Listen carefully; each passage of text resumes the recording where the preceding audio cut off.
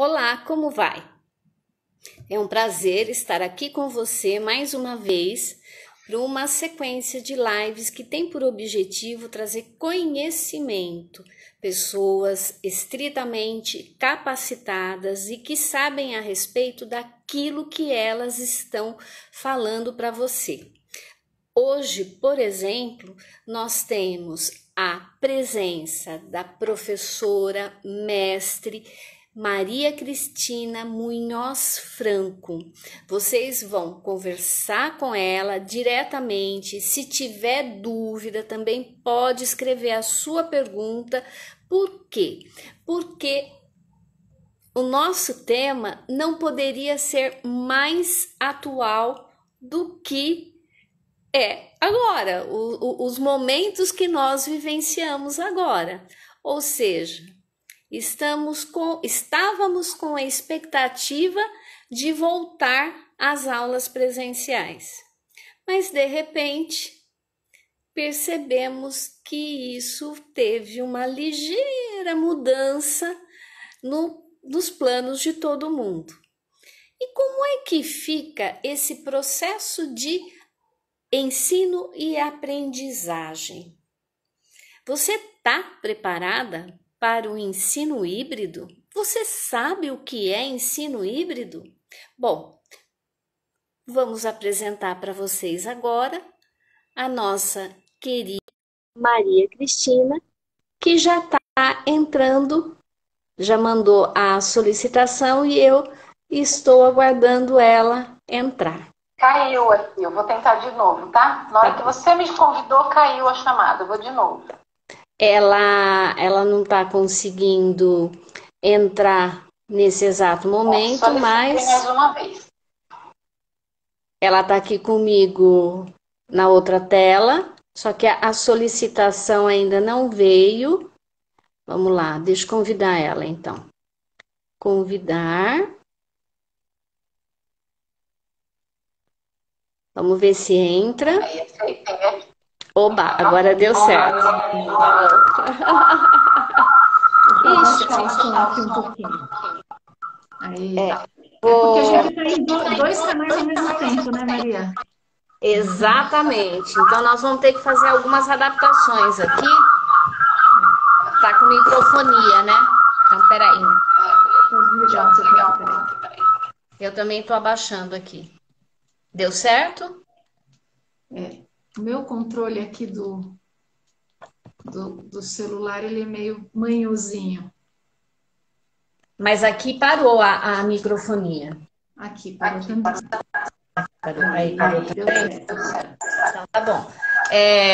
Assim, eu estou tentando me organizar aqui em relação, porque o que nós temos de novidade aqui? A gente tem de novidade que nós estamos fazendo uma transmissão simultânea. Para você que está aqui me ouvindo, nos ouvindo pelo Instagram, e você que está aqui pelo Facebook, né, também nos acompanhando. Então, a gente veio com essa novidade para nós podermos atingir o maior número de pessoas em função de uma temática extremamente interessante e importante agora para a formação.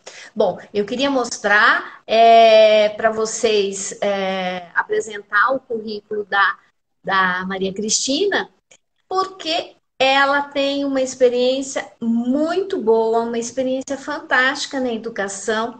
E quando a gente conversou pela primeira vez, sabe quando tem uma empatia muito grande, né?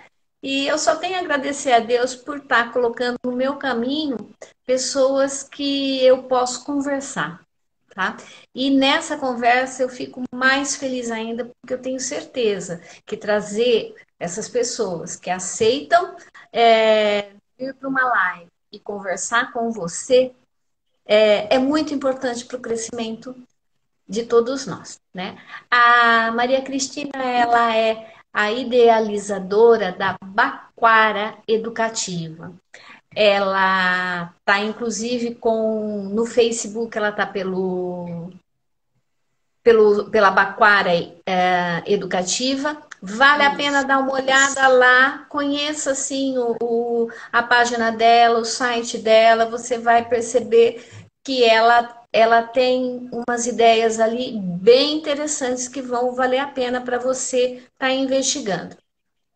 Ela é mestre em educação, ela é uma professora ativista socioambiental em escolas públicas, ela dá aula, né, também, há 21 anos no ensino fundamental em escolas públicas de Bragança Paulista. Ela é de Bragança Paulista. Ou seja, nós estamos falando com uma professora, mestre, que sabe exatamente o que significa sala de aula, né? Eu acho que isso sempre é bem importante a gente estar trazendo para vocês. É bióloga, com experiência na formação continuada de professores e também professora na graduação. Ela compõe o banco do Sistema Nacional de Avaliação do Ensino Superior, o INEP. Ela foi, olha que legal, gente, professora destaque do Estado de São Paulo na 11ª edição do Prêmio Professor do Brasil, os melhores professores do Brasil, aquele professor nota 10. E ela também, ela trabalha com sequências, planos de aula direto com a revista Nova Escola, né? Então, a gente está falando com uma professora que tem uma experiência de teoria e prática. E ela pode mais do que nunca falar a esse respeito. Mas isso ela vai conversar com a gente numa outra live. Hoje, a Maria Cristina vai falar sobre ensino híbrido. E eu gostaria de conversar com ela, começar com uma perguntinha bem interessante. Nem deixei ela falar, né? Vocês perceberam que eu já comecei a falar? Mas tudo bem, daqui a pouco ela fala, tá? Se eu falar alguma coisa errada dela, ela conserta. Maria Cristina, se eu for abrir uma escola hoje, e eu falar para você, ai, a minha escola vai ter ensino híbrido. Que conselho você me daria? O que é que você falaria para mim? Então, vamos lá. Então, eu agradeço o convite para participar aqui, né, no seu hall de live. Então, para mim é uma satisfação estar compartilhando com você hoje a gente poder trocar essas ideias, né? Se o áudio ficar ruim, me falem, porque eu não estou conseguindo deixar o meu celular mais baixo. Eu estou pegando o meu fone de ouvido para ver se isso melhora. Tá. Talvez melhore. A Regina já está... Gente, a gente testa e no fim sempre dá algum problema. Cristina, eu acho que agora... Tá. Qualquer coisa, se não rolar, a gente continua aqui pelo Instagram e depois um outro dia...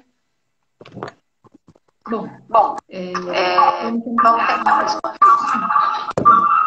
Olha, é o meu, gente. Peraí. É o seu? É o meu. Porque o meu celular eu não estou conseguindo diminuir o volume. Está dando eco, né? Então, a gente vai fazer o seguinte, Maria. Eu acho que é melhor a gente encerrar o do Face e depois tentar, para não ficar ruim a transmissão. Né? Vamos continuar só pelo Instagram. E aí depois a gente faz pelo Face numa outra oportunidade. Né? Então, quem está acompanhando pelo Face, vai lá para o Instagram, @Taquara Educativa, para acompanhar a gente. Tá bom? Se a pessoa não tiver como assistir no Instagram, depois ele vai para o YouTube, tá? Ah, perfeito. Daí eu compartilho por aqui. Ótimo. Então, deixa eu só encerrar isso aqui. A gente tentou. Olha, coisas ao vivo, gente, é assim. Não tem, né? Deixa eu até encerrar aqui. A gente fica 100% agora Instagram, né? Não tem jeito. A gente tenta, mas aquela fazer, mas o áudio hoje que atrapalhou o nosso esquema, né? Mas bora lá. Então, você falou que se você abrisse uma escola e você me dissesse, olha, a minha escola é metodologia do ensino híbrido, né? Então, o que que eu diria para você? A primeira coisa que eu ia fazer, Maria, eu ia te perguntar, super interessante a sua escola de ensino híbrido, e quais são os modelos que vocês estão adotando do ensino híbrido? Como? Como assim? Você Eu sabe acho que me eu não contar? entendi a sua pergunta. Pois é. Isso que tem acontecido muito, né? Que as pessoas, professores, escolas, sistemas, enfim, nós estamos usando o ensino híbrido. Eu acho bárbaro, mas é sempre importante a gente pensar que existem vários modelos dentro da metodologia do ensino híbrido, né? E a gente começa um pouco com essa brincadeira, mas na verdade é um grande risco quando não há uma compreensão de realmente o que significa fazer o ensino híbrido. E aí a gente constrói, na verdade, uma compreensão em cima de equívocos. E quando a gente constrói um conhecimento em cima de equívocos, para você depois desconstruir e reconstruir, é um trabalho danado, né? Ai, Então, minha mãe. Então, aquilo que eu achava que era uma brincadeirinha, na verdade, não é. Ou na verdade, seja, não é. Né? não Então, até uma existe. sugestão que eu faço para quem está aí assistindo a gente, né, que seja a escola que trabalha ou o sistema de ensino, seja público, privado, né? Nós vamos ser híbridos. Legal. Quais modelos nós vamos adotar do híbrido? E aí, se sim, olha, a gente vai por esse caminho ou por outro, aí você percebe que existe uma compreensão realmente, né, do que se pretende enquanto ensino híbrido. Mas se a pessoa disser, a gente está com o ensino online e também o presencial, por isso que a gente é híbrido. Então, vamos conversar um pouco sobre isso, porque será que só unir o online com o presencial já caracteriza seu ensino híbrido? Né? O que, que é isso? Por que, que tanto a gente fala, né? É uma inovação, um ensino híbrido. Será que ele é uma inovação realmente? Desde quando tem essa proposta, né? Então, acho que é um pouco nesse viés que a gente vai papear essa noite, né, Maria? Então, Cristina, porque essas colocações que você está fazendo me remete que quando a gente procura híbrido para entender o significado da palavra no dicionário, o termo é tão recente que a primeira definição ela vem da biologia, né? Uhum. Ela vem da biologia. No entanto, nós estamos fazendo uso do híbrido, do carro híbrido, né? Mas o que é esse carro híbrido? Ora é elétrico, ora é a gasolina, ou ora é, sei lá, né? Esse tipo de fusão. Mas acontece pelo seu tom de conversa aí, você já está mostrando que não, peraí. A gente está falando de uma coisa que tem história, que já surgiu, que existem possibilidades. Ela não está surgindo agora a toque de caixa por conta da pandemia. Isso é certeza. Isso o termo híbrido, ele já faz parte, né, dos dicionários, não é um termo especificamente do campo educativo, né? Como você falou, ele vem da biologia, a tecnologia também, né? A gente está falando dos automóveis híbridos. E quando a gente está falando do híbrido, o conceito, a ideia da palavra é a ideia de mistura, né? Esse blended, né? Misturado. Então, que mistura é essa, né? É essa mistura que prevê atividades online e também atividades presenciais, porém de maneira articulada e também com foco em personalização. Então, esse seria um conceito macro, né, que a gente pode dividir ele em pedacinhos aqui para a gente discutir um pouco. Por exemplo, quando a gente está falando de ensino híbrido aqui no Brasil, existe uma pesquisadora que, junto com outros pesquisadores, né, que é a Lilian Bassic e o Fernando Trevisani, por exemplo, eles, em 2014, organizaram uma pesquisa com apoio de outras instituições, no qual eles verificaram a prática do ensino híbrido, principalmente em escolas norte-americanas, analisaram as práticas, reconheceram a base teórica e até também viajaram para lá, analisaram o in loco, né? E depois trouxeram para o Brasil essas ideias e fizeram uma pesquisa junto com cerca de 15 professores, tanto de escolas públicas como particulares, fazendo, então, uma análise da adoção dessas práticas que estavam sendo realizadas nessas escolas norte-americanas, né? Então, eles analisaram a teoria, vieram, testaram a partir dessa prática na realidade das escolas brasileiras, identificaram adequações necessárias para o desenvolvimento dessas práticas dentro do contexto educativo brasileiro, né?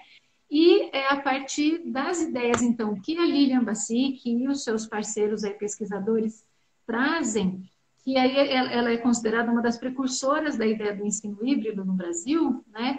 É que eu, como professora, né, Maria Cristina, e a Bacoara Educativa, a gente fala desse campo teórico, né? Porque existem várias correntes agora aparecendo falando sobre ensino híbrido. Então, qual corrente que é essa que a gente bebe da fonte teórica, né? Acho que é importante a gente situar, né? De qual fonte teórica aí que a gente vem bebendo para trazer essa construção. Então, a partir disso, né? A gente então vai pensar nessa mistura do online com o presencial. Mas será que só mistura online com presencial já é híbrido? Pronto, né? Então, assim, para a gente entender melhor o que é, às vezes é mais fácil a gente discutir sobre o que não é e trazer alguns exemplos para a gente entender o que é o movimento reverso, né? Então, por exemplo, esse primeiro, como eu falei para você, né? Colocou online presencial já é híbrido? Não, né? Eu tenho atividades online. Não, vou explicar esse primeiro, né?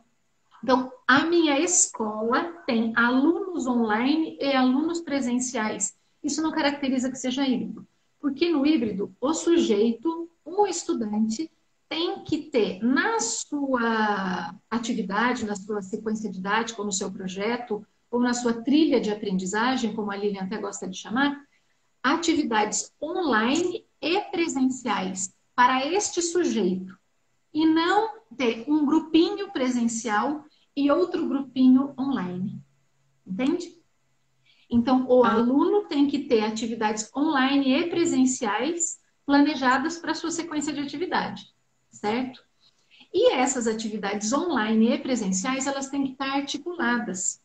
Não adianta eu dar um vídeo para ele assistir, pensando na sala de aula invertida, por exemplo, que até uma das pessoas que está assistindo a gente aqui já fez um comentário sobre a sala de aula invertida, isso, né? Por exemplo, então, trabalho sala de aula invertida. Então, eu escolho um vídeo de um tema X para o meu aluno assistir e coloco uma prática no presencial sobre um tema Y.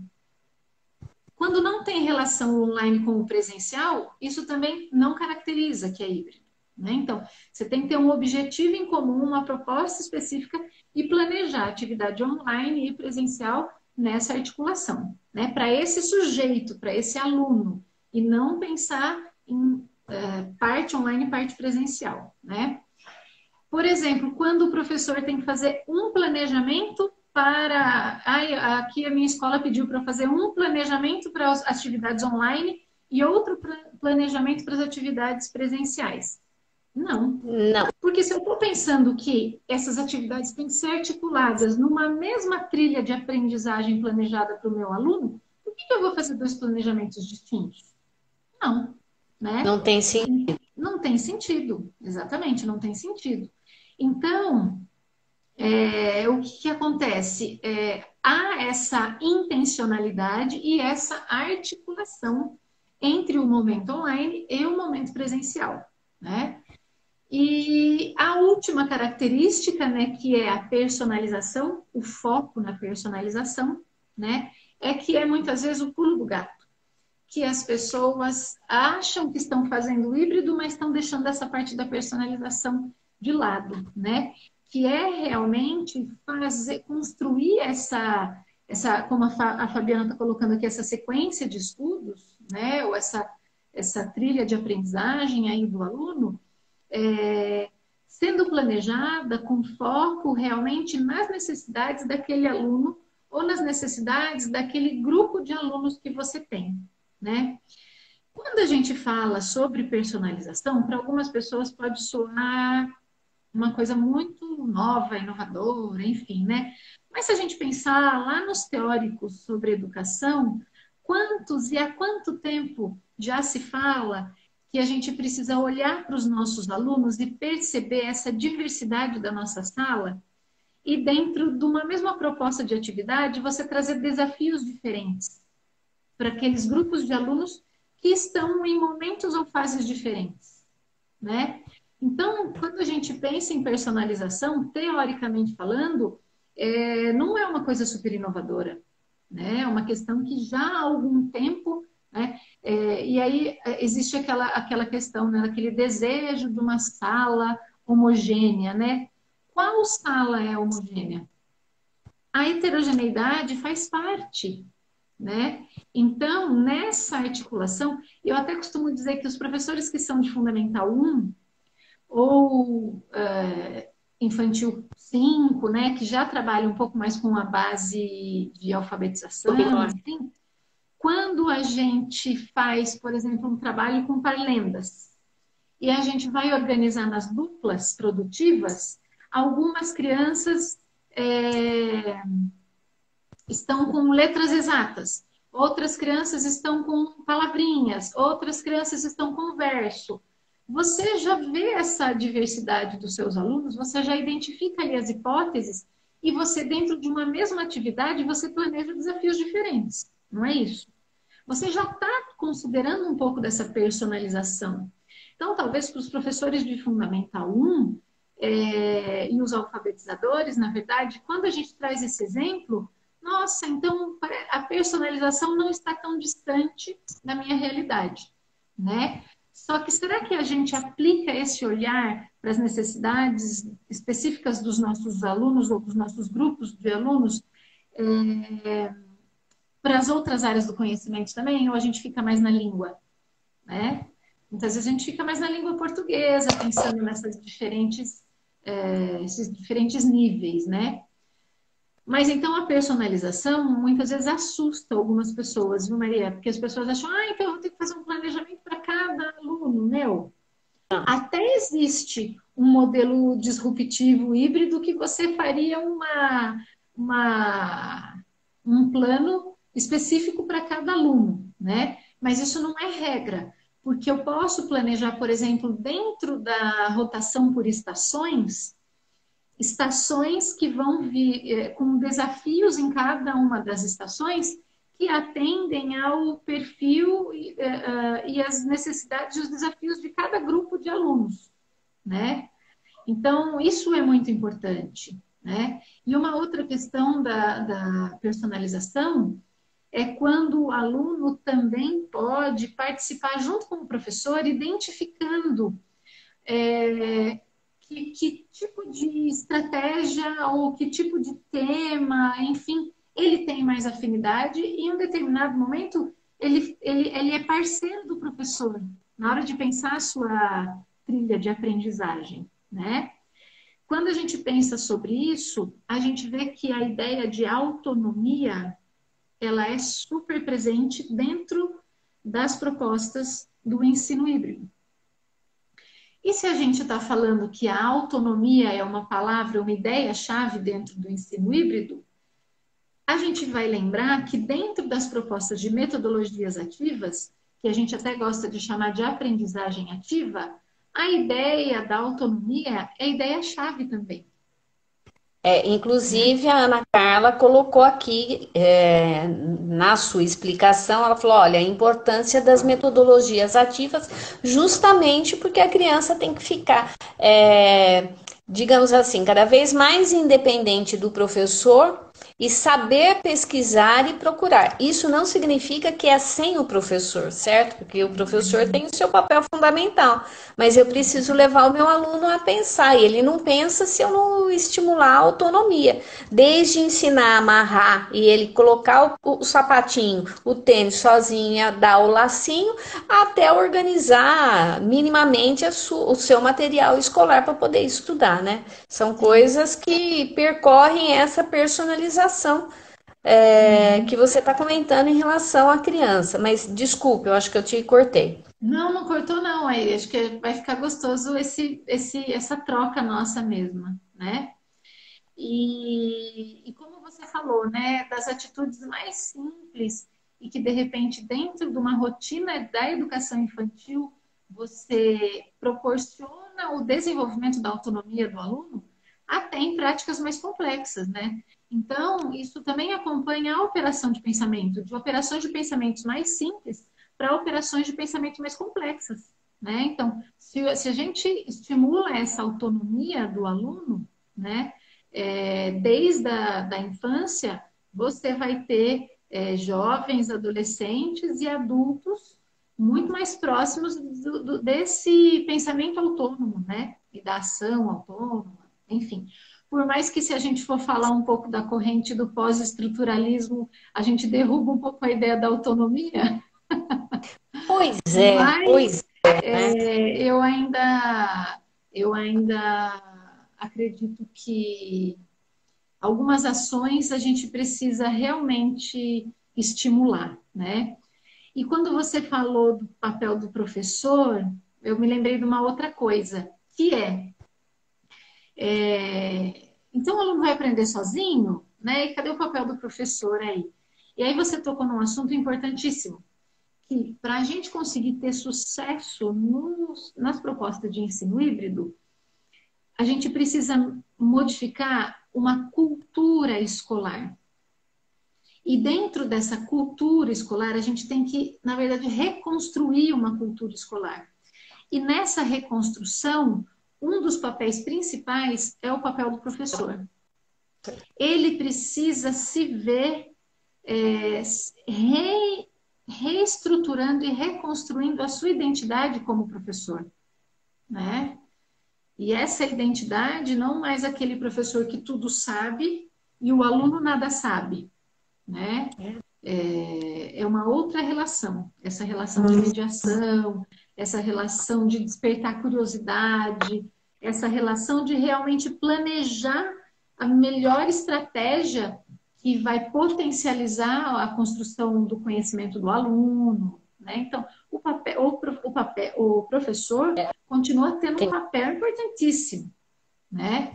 Fundamental, ele não é só reprodutor, né? Aliás, ele nunca foi. O papel do professor nunca foi o de reproduzir. Na minha concepção, enfim, não vem ao caso. Mas o ensino híbrido também não vem substituir esse papel de articulação que ele precisa fazer entre o conhecimento que o aluno tem e a realidade. Só que, enquanto você estava falando, me ocorreu uma ideia. Eu li muito pouco sobre ensino híbrido. E, na verdade, de propósito, né? Eu falei assim, não, agora não é o meu tempo. E conforme você foi falando, me ocorreu que o ensino híbrido veio com tamanha força como se fosse uma tábua de salvação para a educação ou uma alternativa substitutiva de excelente qualidade para poder atender à realidade. Mas o que você está colocando não é isso, não é que não é bem isso, não é nada disso. O ensino híbrido tem objetivos em si que alguém achou em algum momento nessa pandemia que ele poderia ser ele poderia ser utilizado para otimizar as necessidades, mas ele não é digamos, ele não pode ser visto apenas como uma alternativa substitutiva de um processo de ensino-aprendizagem, muito pelo contrário, porque o que você está me colocando aqui é que ele tem objetivos em si mesmo, ele tem a questão da personalização e ele é uma proposta que leva a educação da criança muito a sério. Não é uma inversãozinha qualquer, pelo contrário. É isso que eu tô sentindo. Eu tô sentindo o peso da coisa aí quando você fala. Sim. E é um risco muito grande, como você colocou, a gente acreditar, a gente colocar como uma bandeira de salvação o ensino híbrido, né? Como Isso. se uma metodologia por si só resolvesse todo o conceito, né? Toda a problemática educativa. Então, uma metodologia vai resolver todos os problemas educativos. Não. É uma metodologia que vai otimizar esse processo de construção do conhecimento dos alunos, mas não que ela vai ser a salvadora da pátria, né? E aí, essa questão de ser salvadora da pátria e até mesmo ser vista como uma proposta de sucesso, inovadora e de sucesso, o que vai medir o sucesso, né? Ele vai ser sucesso se a gente realmente conseguir fazer com que os alunos aprendam mais e melhor, né? Nesse termo, né? Usando esta metodologia. Agora, esse papel do professor, aí nessa cultura escolar que a gente tem que virar a chavinha.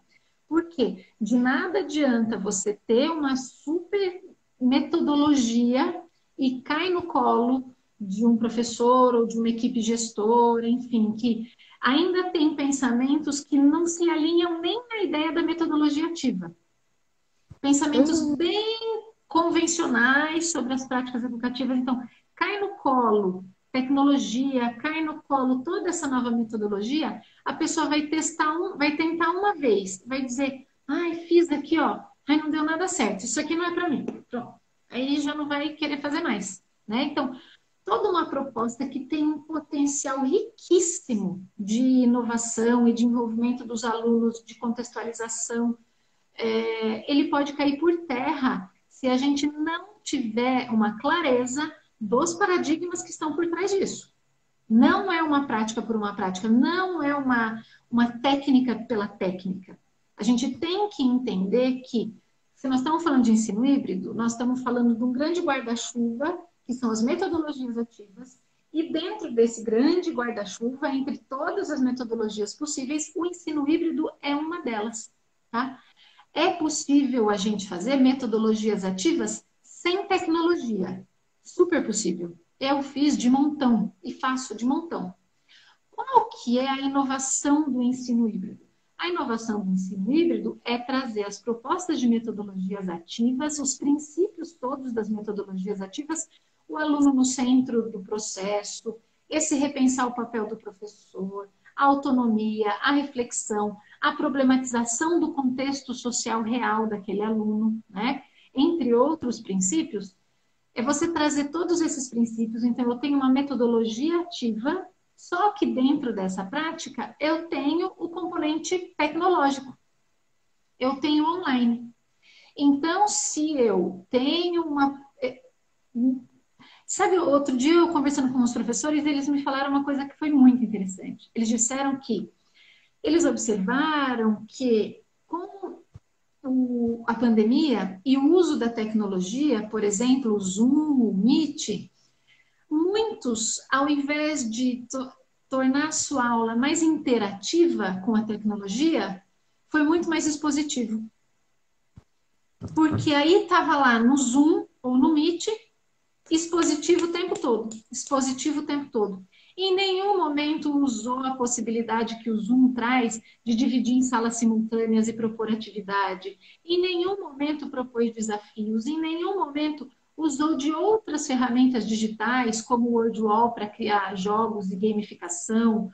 Usou do Edpuzzle, Jamboard. tudo que é gratuito, que está aí, que os professores podem usar enquanto tecnologias digitais, não, ficou super expositivo. Então, assim, só ter o online agregado não significa que você está realmente inovando ou colocando o seu aluno numa posição ativa. Não é sinônimo, né? Não é sinônimo. Então, por isso que vou trabalhar muito bem o conceito e essa compreensão, né, Maria? Eu acredito que é fundamental, né? Fundamental. Fundamental. Se não acontece igual aconteceu com o construtivismo, que até hoje, mais de 20 anos, você ainda tem que desconstruir algumas ideias que as pessoas ainda acham que construtivismo é um laissez-faire. Deixa lá, a criança faz o que ela quer. Então a gente já sabe qual é o ônus da construção de um conceito equivocado. Que eu não Nossa quero que isso Senhora. aconteça no ensino híbrido, entendeu? Essa observação que eu fiz, e agora, né, com essa explicação tão clara que você deu, é o risco que está se correndo. E também tem um outro princípio, né? Todo mundo sabe, ou quem não sabe fica sabendo, eu sou piagetiana, minha formação é piagetiana e me dói muito quando fala, deixa à vontade. Mas nenhuma metodologia ativa pressupõe que a criança receba o conhecimento do professor. Muito pelo contrário, é ela que tem que pôr a mão na massa, porque senão ela não ativa as estruturas, ela não ativa a sua relação com o meio, ela não ativa o que? O crescimento entre os pares e com o professor para ele te conhecer melhor, né? Nessa troca recíproca, professor-aluno. Metodologias ativas, gente, é quando o aluno pensa. E todos os caminhos que ferramentas mesmo, que ele passa a aprender. E no caso do híbrido, e essa questão que você falou do ensino online, que muitos professores não usaram essas ferramentas para poder ativar, né, esse conhecimento, a construção desse conhecimento. É séria a coisa, né, Maria Cristina? Sim, sim. E é um risco muito grande de cair num desgaste, esse termo, né? E que daqui a alguns anos, que daí vai ser o maior potencial. Porque, outra coisa importante, que você falou no início e eu retomo agora. O ensino híbrido não nasceu para atender a necessidade desse momento de educação na pandemia. Não. É uma proposta que vem já há muitos anos e sendo estudada aqui no Brasil há mais de 5 anos, né? Então, assim, e eu acredito que a pandemia foi só uma porta de entrada. Como você falou, as pessoas pensaram no online, no presencial, lembrou do híbrido, né? Não. Isso. Só que eu vejo que quando a pandemia acabar e a gente voltar com 100% dos alunos ali na sala, enfim, a gente vai poder nadar de braçada no ensino híbrido. Por quê? A gente vai ter tido uma proximidade das ferramentas digitais. A gente já vai ter testado um pouco isso. E aí, quando a gente está lá na sala, com a escola lá redondinha, com meus 20, 25, 28 alunos na sala, depende da realidade de cada escola, até 30, né? Eu já vou... Não vai ser tão novidade usar a ferramenta digital, para o meu aluno também não vai ser tão novidade. Então, eu vejo que vai ser o momento. Se a gente desgastar esse conceito agora, o momento que a gente teria de realmente mergulhar de cabeça, vai ter gente que vai torcer o nariz. Entendeu? É isso que a gente não pode deixar acontecer em hipótese alguma. E assim, quando a gente estava falando do ensino híbrido como um salvador, né, e tudo mais, eu acho que são duas questões que eu acho que é importante colocar. Como nós estamos falando que o ensino híbrido, ele é necessariamente uma proposta de aprendizagem ativa e de metodologia ativa, ele se encaixa perfeitamente no perfil das necessidades da demanda da educação para o século XXI, porque esse perfil do cidadão do século XXI é esse perfil que o cara tem que ser proativo, ele tem que necessariamente conhecer das ferramentas digitais, porque o que ele vai ter de profissão lá na frente, o nosso aluno hoje, essa profissão dele pode nem existir ainda. Isso é uma realidade, né? Então, a gente tem que... a sociedade avançou na parte de tecnologia, a sociedade mudou muito. E a escola? E os nossos processos educativos? Será que mudaram na mesma velocidade? Será que a gente realmente estava trazendo esse contexto do que acontece na sociedade para dentro da escola realmente de maneira equilibrada? Né? Então, quando a gente a BNCC mesmo, né? A competência geral de número 5 da BNCC versa sobre as questões de tecnologia, que não é só o aluno conhecer e se apropriar, ele também tem que produzir a partir do uso da tecnologia, né? Aconteceu uma coisa bem interessante alguns anos atrás, quando, naquela dinâmica de conhecer os alunos, enfim, a criançadinha me falava que eles queriam ser youtuber. No primeiro momento, você acha meio estranho, né? Daqui a pouco, muitos querem ser youtuber. E eu vou dizer para ele, gente, que coisa, não queiram isso. Não é que eu não vou dizer isso para ele. Eu vou dizer para ele que para ele ser youtuber, ele tem que ler muito, ele tem que estudar muito. Porque ele tem que fazer roteiro, ele tem que saber do que ele está falando, ele tem que ler para ele não falar coisa errada, porque se ele der uma bola fora, acabou a vida dele de youtuber. Então você tem que estimular que o aluno precise estudar e muito para ele ser um bom youtuber, né? Olha lá, até a Regina está escrevendo que até ela virou youtuber. Olha que bonitinha. Nós professores viramos youtubers, né? Isso mesmo, Regina. Então, a gente tem que entender e ver as ferramentas digitais como elementos que precisam estar do nosso lado. Não são nossos opositores, né? Não adianta a gente ficar com esse modelo de escola do século XIX, do século XX. A gente tem que pensar e construir realmente essa identidade da escola do século XXI. E aí eu vejo o potencial do ensino híbrido, porque ele está articulado com a metodologia ativa, que atende à formação dessa identidade, desse perfil do aluno do século XXI, e ao mesmo tempo tem a ferramenta digital, né? Então, nesse sentido que eu boto muita fé nessa proposta e venho trabalhando de maneira bem insistente para a construção de uma base teórica bem interessante, para que a gente vá para a prática, mas que a gente vá para a prática entendendo bem o que se pretende, e aí a gente vai se permitir errar e acertar na hora da prática, né? Mas eu não vou O que não tem problema nenhum. Mas eu não vou me permitir desanimar.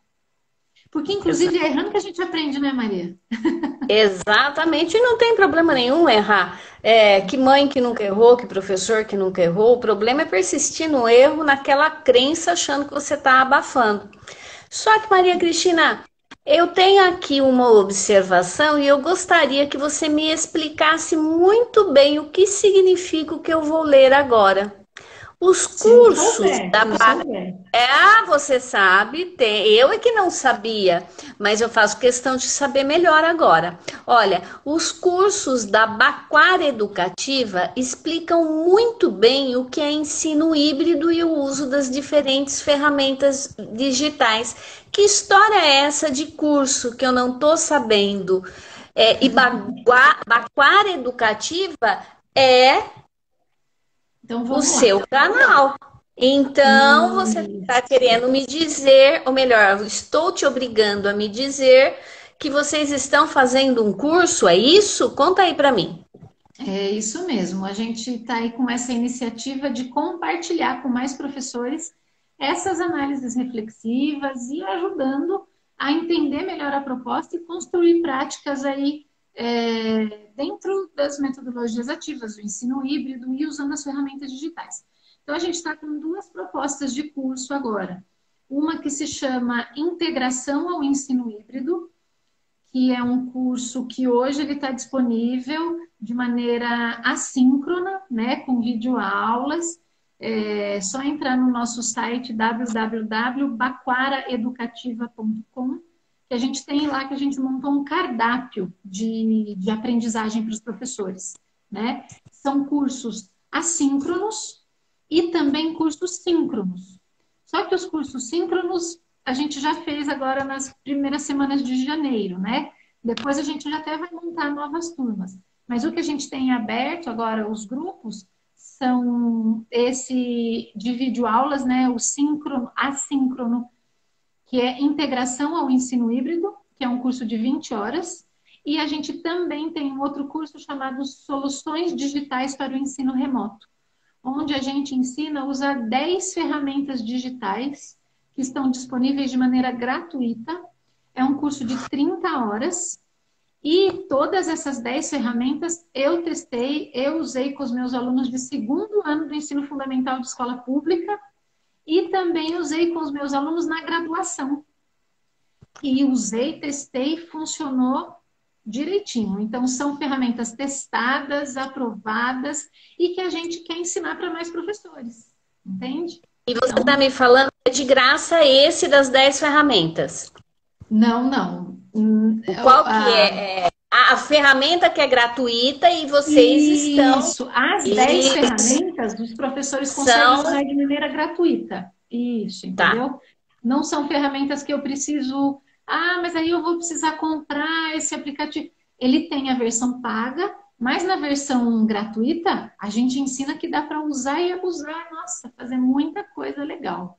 Né? Nossa, que coisa super interessante. Porque você sabe que uma vez eu fiz um curso, nem terminei, porque eu não dei conta. O rapaz estava ensinando a fazer jogos na alfabetização. Só que ele era bom para fazer jogos. Ele queria trazer o conhecimento dele para a área educativa. Cara, mas foi um fiasco, coitado. Ele era bom para uma coisa, eu desisti, não fiz mais. E aí a gente tem... o curso que você está oferecendo é um curso que trabalha com ferramentas gratuitas, testadas na educação, no ensino fundamental, com crianças, e com as mesmas ferramentas testadas também com os alunos da graduação, e deu certo. E deram super certo. Poderia colocar no chat o site? Eu vou pedir para a Ana Carla, que acho que está assistindo a gente também. Ana, coloca aí, por favor, o nosso site. E aí, a Elaine também, que já fez o curso com a gente, está dizendo que o curso é ótimo. A Elaine foi uma experiência super legal, porque ela aprendeu uma das ferramentas que se chama Loom, que é uma ferramenta, olha, fantástica. E aí ela aprendeu a gravar as videoaulas dela. Em 10 minutos ela tinha ali gravado as videoaulas com uma tranquilidade e essa ferramenta ela permite, o aluno, que a gente trabalhava com grupos de WhatsApp, né? E um problema para os pais assistirem aos vídeos das nossas orientações de atividade era que professora, eu não tenho memória para baixar seu vídeo. Eu não consigo abrir seu vídeo, não consigo assistir porque eu não tenho memória do celular. Então, essa ferramenta, além dela ser prática para nós, professores, ela é fantástica porque você gera um link e você manda esse link para o pai assistir. Ele não tem que baixar o vídeo no celular. Fica lá na plataforma do Loom.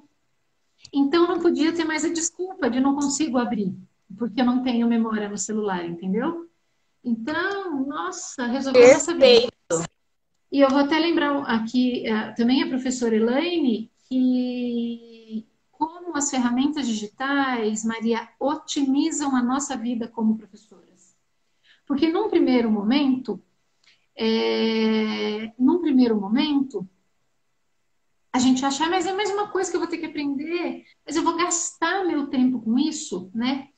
Quando você investe o seu tempo aprendendo a ferramenta digital, você faz 1, 2, 3 vezes, você já pega o jeito. E, por exemplo, outras ferramentas, como o Wordwall, que é uma ferramenta super bacana em que a gente cria games, cria quiz, é super legal.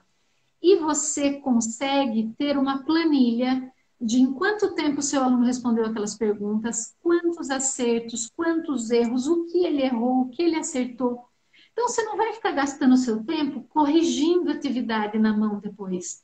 Você mandou o link para os alunos, eles fizeram a atividade, você olha a planilha, você já tem ali o desempenho, tanto da sua sala de maneira global, como você consegue ter o desempenho de cada um dos alunos. Então, a gente tem que entender que as ferramentas otimizam a nossa prática, entende? Ela é boa porque o aluno curte, tá ali no universo digital, ele vai achar que ele está brincando, certo? E, ao mesmo tempo, a gente está coletando dados, que é outro fator da personalização, que faz parte do conceito do ensino híbrido. Porque para você conseguir personalizar, você tem que coletar dados, você tem que ter esse olhar e os registros sobre as potencialidades e as fragilidades do seu aluno, certo? Então, ali, quando você dá um questionário a partir do WordWall, né? Você coloca ali algumas questões, como um jogo, enfim, e depois você vai perceber ali se ele acertou, quantos ele errou, você percebe se você ainda precisa reforçar esse assunto de novo ou se esse assunto já foi vencido. Bora para o próximo, sabe? É muito prático. É muito, muito, muito legal mesmo, né? Gente, que facilidade. Até eu tô querendo fazer. A Zezé perguntou, ela pediu para colocar o link, viu? É que eu tenho 2 grupos do Telegram e eu coloco essas dicas para ela. Então, Zezé, você fica tranquila que eu vou colocar tanto o link dessa live como o link da Baquara Educativa explicando qual é o motivo desse link, tá bom? Então você não precisa nem se preocupar em anotar, porque eu vou estar divulgando o objetivo, né? Um dos meus objetivos é justamente poder colaborar com o professor na sua prática, né? E trazer esse tipo de conteúdo que você está aí falando, apresentando tão claramente, que até eu, que não estava muito enfronhada no assunto, consegui compreender. Nossa, porque eu fico pensando, peraí, mas se tem todas essas facilidades, eu fazendo o curso posso observar outras para minha realidade que eu estou vivenciando agora, não tenha dúvida, né? Eu acho que isso é muito. A Regina está colocando aqui que o Teams também faz essas estatísticas, né? O Teams acho que é uma ferramenta da Microsoft, se eu não me engano, né? Isso. Exatamente, Regina. Hoje em dia a gente percebe que várias ferramentas digitais já estão articuladas e têm essa preocupação de coletar e registrar os resultados do aluno usando aquela ferramenta para que o professor possa usar esses dados e analisar, né? Então, não é, veja, aí a gente desconstrói também uma ideia assim, vou dar um videozinho só para o meu aluno assistir, aí depois não tem nem como eu saber se ele assistiu, se não assistiu, como é que eu vou fazer? Quando a gente usa essas ferramentas, são todas ferramentas que já estão sendo elaboradas, planejadas, né, para oferecer esse tipo de informação para o professor. Para não ficar uma coisa, eu não vou saber se ele assistiu ou não, não vou saber, sabe assim, não. Não é uma coisa leviana, né? É uma coisa intencional, pensada aí assim. Hoje, a gente também, a cada dia, eu e a Ana Carla, estamos conhecendo novas ferramentas. A gente até já está pesquisando mais, já estamos construindo um rol de outras novas ferramentas para também trazer para o pessoal conhecer. E a partir de agora, você não tenha dúvida que dentro das universidades, ou dentro dos espaços colaborativos, ou essa galera dentro da própria casa, está criando um monte de coisa legal. E daqui 1 mês, 2, 6 meses, a gente vai conhecer muito mais ferramentas que a gente vai poder utilizar, né? Então, por isso que a gente tem que, falávamos anteriormente, a gente tem que conhecer esses básicos para não ficar para trás conforme as coisas forem se mostrando maiores e mais amplas, né? Mesmo porque o que eu estou entendendo, e eu acho que tem a ver com uma fala que você teve antes da gente iniciar, é uma maneira de estar à frente e, das inclusive, necessidades. ter as necessidades, e, inclusive, construir um espírito crítico, fundamentado, o qual você não vai estar lá disponível. Porque a ignorância, o que é ser ignorante? É desconhecer o assunto, né? Então, quando vem alguém falar alguma coisa a respeito daquilo e você não sabe nada, você fica numa situação, ah, tá, então isso é verdade. E você, enquanto professor, não pode, você tem que se posicionar justamente para questionar como é que vai ser aquela aplicação, qual a melhor maneira, perguntas apropriadas para poder entender a ferramenta ou aquilo que se propõe. Já pensou? Aqui a gente está aprendendo hoje um monte de coisa nova. Mas você fique atenta, por quê? Essa live de hoje te dá base, porque vai aparecer um monte de picareta, gente, falando coisas sem sentido. Depende de você. Se você já está com um conhecimento fundamentado, com uma explicação que você percebe, peraí, não é bem assim, não foi isso que eu ouvi na outra live. E você começa a fazer perguntas, se a pessoa não sabe responder, querida, você está sendo passada para trás. Não é, Maria Cristina? Sim, sim, com certeza, com certeza. Então, aqui, Se acorda, alguém corre vendeu uma atrás. receita que é fácil, outro dia eu também estava assistindo um negócio que a pessoa falou assim: ah, você tem dúvida? Você tem dúvida? Eu tenho todas as respostas. Pensei, nossa, eu tenho um monte de dúvida. Eu não tenho respostas. Eu tenho, assim, leitura, análise, reflexão, com base em coisas de prática, com bases de princípios que eu acredito, mas tem pergunta que não vou saber te responder. Excelente pergunta, inclusive, muitas vezes que as pessoas fazem, né? Você fala, Vou procurar, né? nossa, até porque quando a gente fala de ensino híbrido, tem uma coisa importante que é a seguinte: poucos professores, pouquíssimos, realmente aplicavam o ensino híbrido antes, para dizer que domina totalmente, ou que domina a prática. Não, gente. O que, por exemplo, eu tenho já muita prática com metodologias ativas.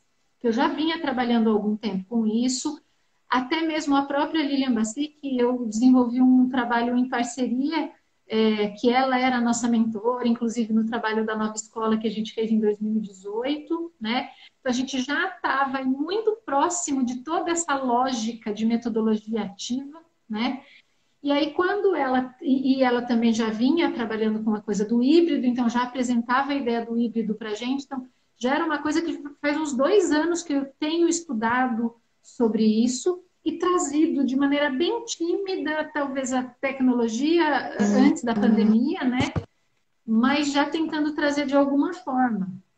E aí, o que eu quero fazer agora? Que é até uma das coisas que eu combinei com a minha irmã, que a minha irmã também é professora na rede municipal, né? De ensino fundamental 1. Falei, quando a gente voltar, seja presencial, 30%, 70%, quanto for, nós vamos testar exatamente aquilo que nós estamos falando.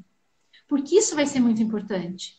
Nós Não vamos tem. praticar, nós vamos fotografar, nós vamos filmar, nós vamos registrar o que o aluno disse, nós vamos registrar o que é que deu certo que nós planejamos, o que é que não deu certo que nós planejamos, porque isso é que vai trazer a riqueza para o nosso processo, porque vai trazer a praxis. Porque o que a gente tem hoje muito é a teoria, certo? Então a gente está conversando sobre a base teórica. Dentro do nosso curso, a gente faz um aprofundamento bem legal da base teórica, né? Traz algumas sugestões e até alguns vídeos que mostram algumas práticas do híbrido, né? Mas a nossa ideia é, como professoras, a gente praticar. E ao praticar, eu tenho a teoria e vou para a prática. Eu vou olhar para a minha prática à luz da teoria e vou refletir o que está dando certo, o que não está.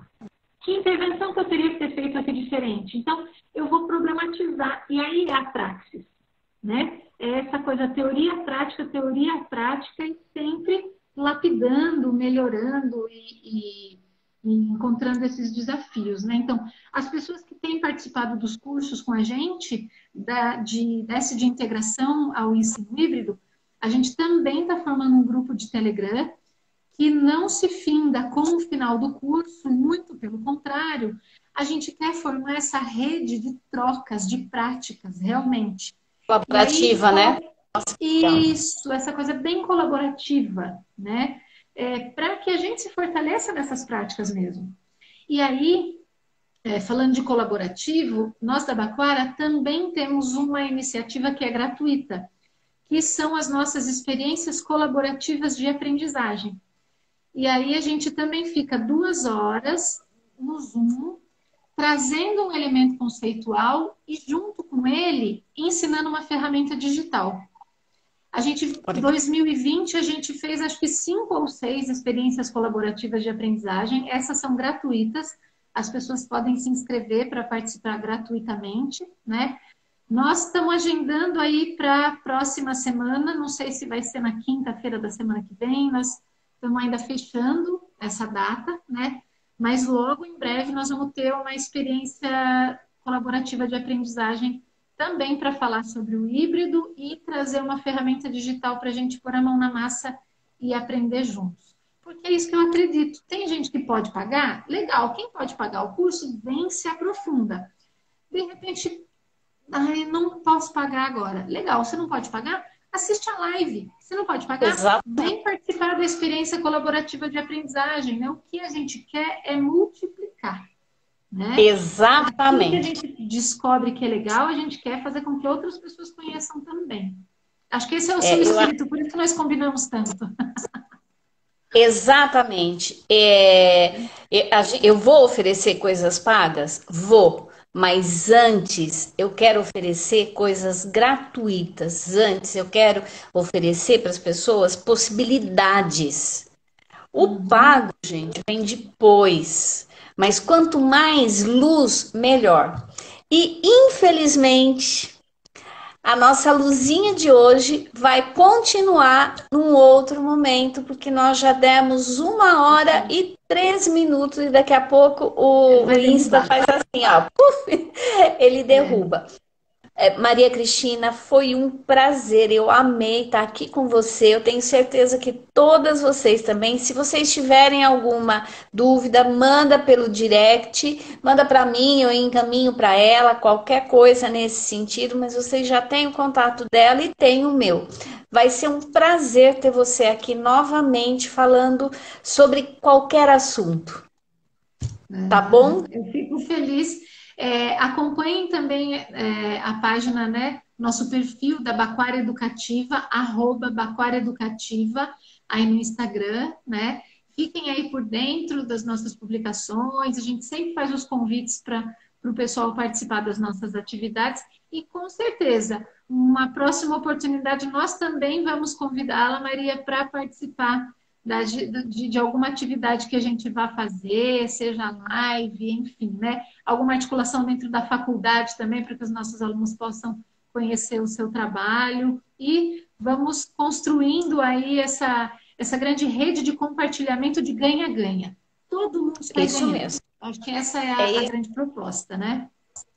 Eu agradeço imensamente. Estamos aqui para colaborar com você. Você que está assistindo é o nosso foco principal. Sabe por quê? Porque a gente acredita no trabalho do professor, nas dúvidas que uma mãe tem, que um pai tem, e a gente ama de paixão a educação. Porque senão a gente não estava aqui, não.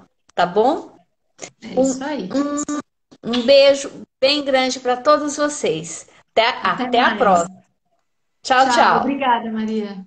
Tchau, Imagina, eu que agradeço.